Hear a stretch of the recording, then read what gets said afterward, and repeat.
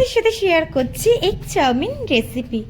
এতে ভেজেরও সব কিছু দেওয়া আছে, তো পুরো টিপস যদি তোমরা ফলো করে চাউমিনটা করো তাহলে কিন্তু দোকানের থেকেও বেশি টেস্টি লাগবে। এর জন্যই ফার্স্টেই সরু সরু করে গাজরগুলোকে কেটে নেবে। গাজর কাটা হয়ে গেলে এগুলোকে ভালো করে ছাকা তেলে ভেজে নেবে। এইভাবে দেখো আমি কিন্তু ভালো করে ভেজে নিচ্ছি। আর এখানে ক্যাপসিকামও কেটে রেখেছি, এগুলোও ভেজে নেবো। আর এখানে বিনসটা কিন্তু আগে দিয়ে ভেজে নিয়েছি, এরকমভাবে কেটে নিয়েছিলাম। কেটে নিয়ে দেখো কত সুন্দর করে ভেজে নিয়েছি, পুরো দোকানের মতো লাগছে। আর এখানে দেখো আমরা 3 রকমই বিনস, ক্যাপসিকাম, গাজর সব কিছুই কিন্তু ভালো করে ভাজা আমাদের হয়ে গেছে। অল্প পরিমাণ নুন দিয়ে ভাজবে, খুব একটা বেশি নুন দিয়ে ভাজার দরকার নেই।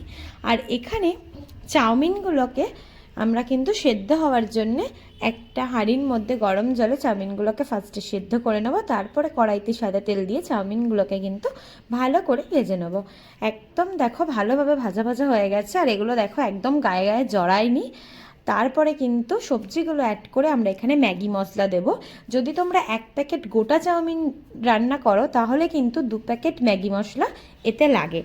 তো এখানে কিন্তু আমরা 2 প্যাকেট ম্যাগি মশলা দিয়েছিলাম, দিয়ে ভালো করে একসাথে মিক্সড করিয়ে নিয়েছিলাম। তারপরে সয়া সস দিয়েছিলাম। সয়া সস দেওয়ার ফলে কিন্তু কালারটা খুব ভালো হয়।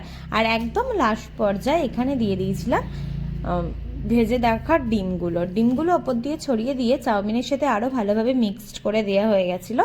দেখো আমাদের এগ চাউমিন বা ভেজ চাউমিন যেটাই বলবে সেটা কিন্তু একদম পারফেক্টলিভাবে রেডি হয়ে গেছে। তো মা একটু ডিম ছিল বলে ওপর দিয়ে ফের কিছুটা ডিম ছড়িয়ে দিয়েছিল। আর এখানে দেখো আমার রেডিও হয়ে গেছে। পুরো রেসিপিটা কেমন লাগলো?